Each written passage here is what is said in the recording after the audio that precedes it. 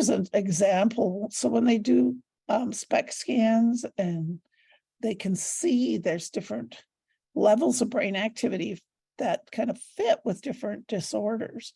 And ADHD, like Tourette's and like OCD, it's a overactive brain, and they can see it in those scans. That's why the child can't help it, first of all. And stimulant medication may seem like a bad thing for somebody who has that, but what they found for true ADHD, it stimulates the action in the frontal lobe, and that calms the brain. So that's why stimulant medication is used. If it's over prescribed, and people that don't really have stimulant medication get those stimulants, it'll plateau. So I know Dr. Gary Johnson is a specialist in ADHD, and he said it's kind of like with anybody, a stimulant like coffee could make us able to work better for a while. Too much, and it's going to make us really jittery. But with the person with, say, Ritalin, if it's true ADHD, it'll continue to help. Whereas if it can do the opposite and just make them too jittery if they don't have true ADHD. So inattention and impulsivity are a part of ADHD. And there are things you can do to try to help. Give them breaks, give them jobs to do, help to screen out unimportant stimuli. And then they will blurt out answers. Try not to make too much attention or draw too much attention to that.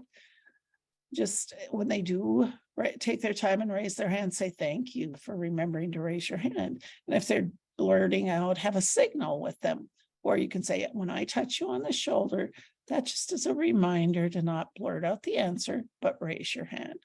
And just be as kind and help them with that, with different accommodations. Allow them to run errands for you. Use lots of white space, for example, on their math problems. Space them apart more. Maybe use a bigger font, because they don't mean to miss problems. It's just that they're not thinking as linear. No, my tongue is getting tied. In as much of a linear fashion.